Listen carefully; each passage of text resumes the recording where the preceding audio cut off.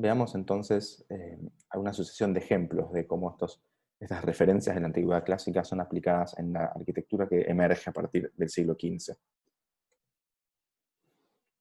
Y si bien podríamos comenzar de una manera más amplia y general respecto a la utilización de los órdenes clásicos, ¿no? El orden clásico de los órdenes clásicos, eh, y hablar un poco de cómo Summerson describe el edificio clásico como la aplicación, ¿no?, estándar de variedades estándar de columnas, maneras estándar de tratar huecos, puertas, ventanas, etc.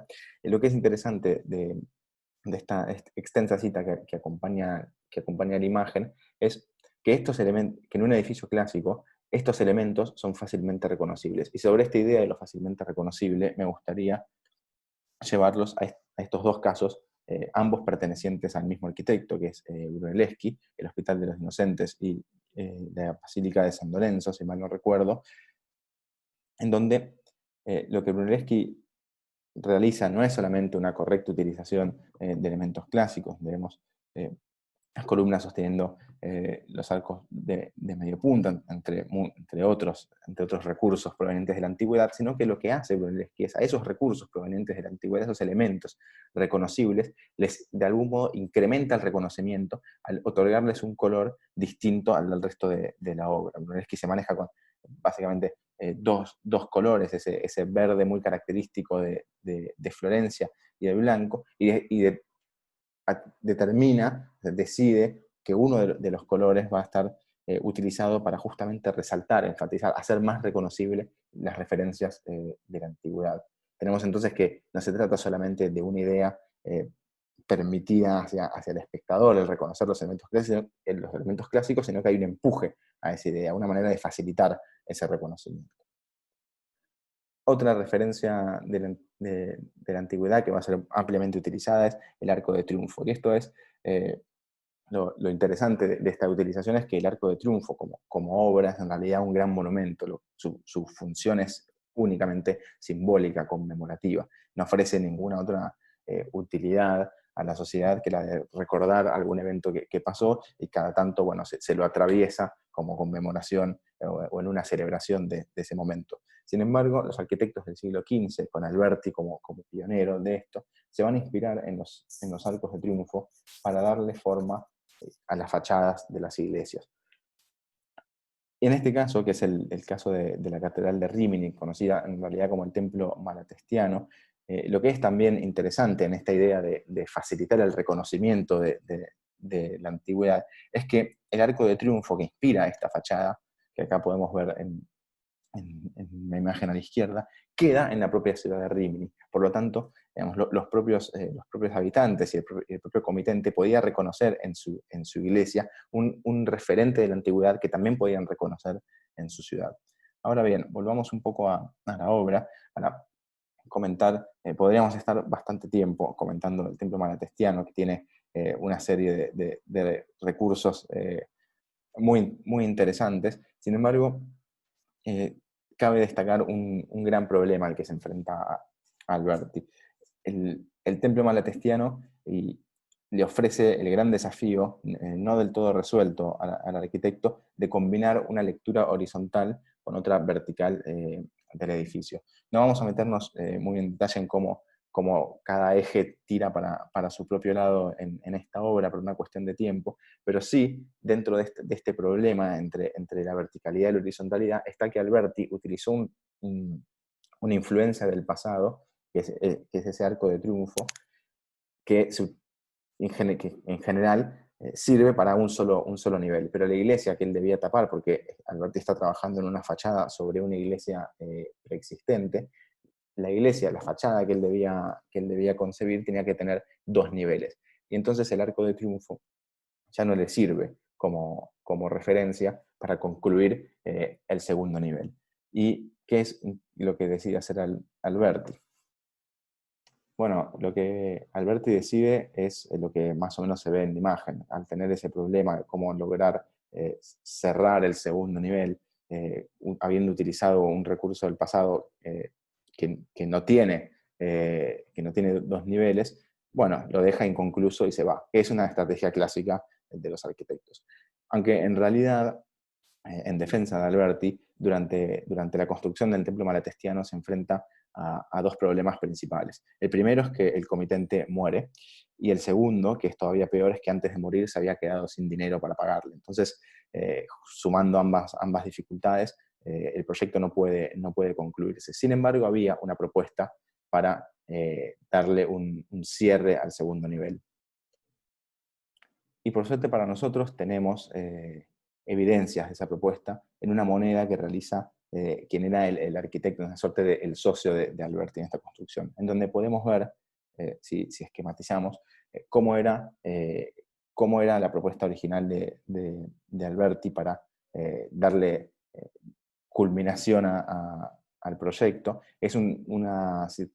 Se graban en la mente este recurso más adelante, este dibujo más adelante vamos a ver que en otra obra Alberti finalmente logra hacer algo similar a lo que acá se había propuesto, pero esto es lo que en definitiva logró realizar. Ahora bien, a pesar de eso, la fachada del templo malatestiano, por un lado, generó bastantes controversias. El propio Papa Pío II la define como una fachada tan llena de imágenes paganas que parece un templo para los adoradores de los demonios, ¿no? Es decir, todo lo contrario a lo que uno podría pretender en una iglesia. Pero esta cita, esta crítica tan categórica, que es como el equivalente en términos FADU a que rompan la entrega, digamos, tenía que ver también con que el Papa Pío II estaba enemistado con quien era el comitente de la obra, de quien vamos a hablar más adelante. Pero la otra cita de David Cover, un poco más positiva, nos dice que a partir de esta obra, a partir del templo malatestiano, el motivo del arco triunfal iba a utilizarse en repetidas ocasiones para las fachadas de las iglesias. Y durante cierto tiempo seguiría siendo una de las escasas ideas efectivas en este contexto. Es decir que, a pesar de sus dificultades, Alberti logra establecer una suerte de estandarización en la reinterpretación de la antigüedad clásica también. Y justamente, siguiendo con los arcos de triunfo y siguiendo también con Alberti, buscando otras referencias dentro de este mismo tipo de edificio, vamos a encontrar arcos de triunfo que sí permiten, como fue el caso que acabamos de mostrar, sí permiten llevar digamos, la referencia a mayor altura sin tener los problemas que se encuentra con el templo malatestiano, como es el caso de Sant'Andrea en Mantua. Otra referencia de la antigüedad, que en este caso además tenemos la suerte de que quedó bastante enterita, que es el Coliseo romano. Del Coliseo podemos llevarnos dos cuestiones para mostrar. Estoy haciendo memoria, siempre todavía con el pobre de Alberti, a quien me niego a soltar por el momento.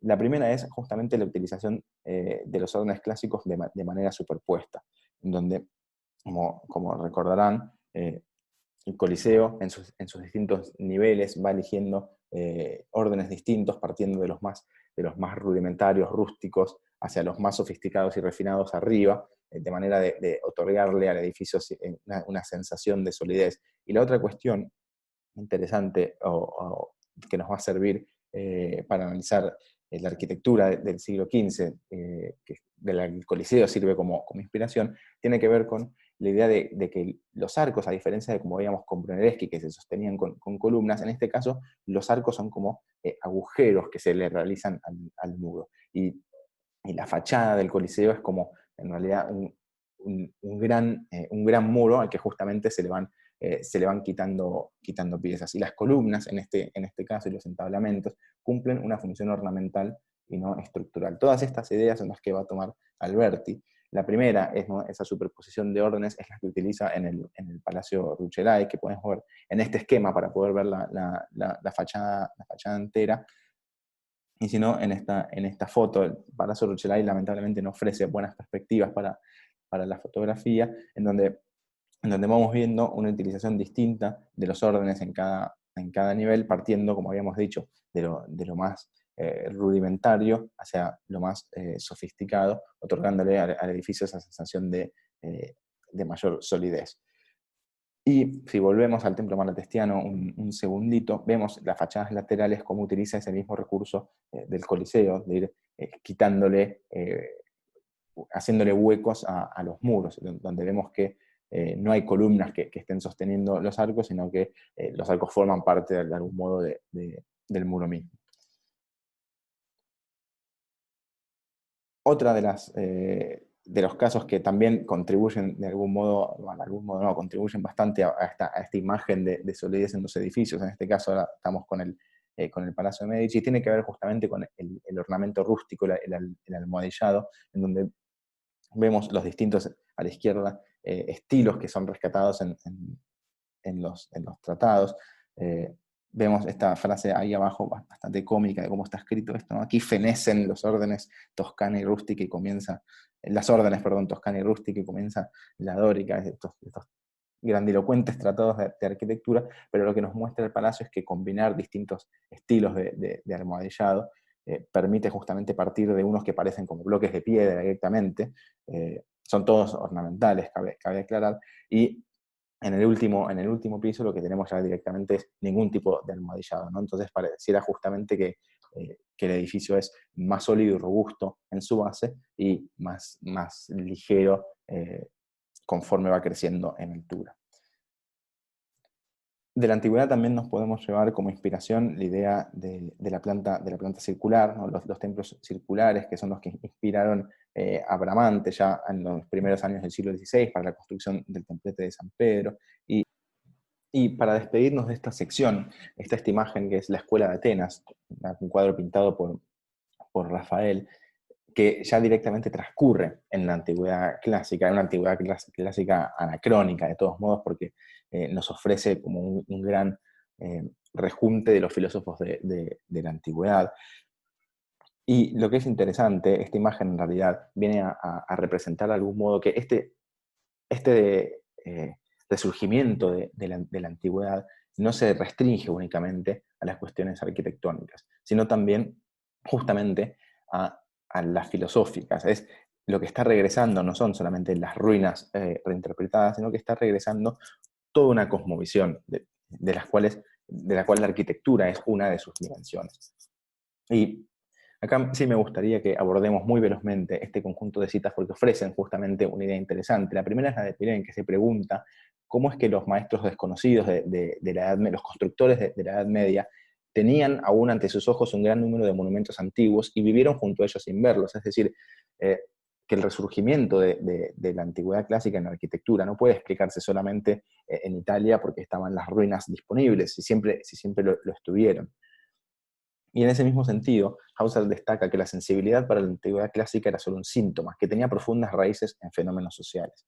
Y ya para terminar, con una licencia un poco más poética, Romero nos explica que en el campo de la cultura, la influencia de los mundos vecinos se hacía notar enérgicamente a través de las renacientes sugestiones de la antigüedad, y nos dice, una nueva perspectiva se abría para el mundo occidental que comenzó por encandilarse y sumergirse en las más descabelladas experiencias. No sé digamos, si esas experiencias eran tan descabelladas, pero por lo menos cuando juntamos esta cita, lo que nos está diciendo es que no alcanza ni con Vitruvio ni con las ruinas para explicar este fenómeno, esta modernidad incipiente, sino que hay que ampliar un poco más el panorama, buscar justamente cuáles son esos fenómenos sociales para los cuales la antigüedad clásica va a ofrecer una respuesta arquitectónica adecuada.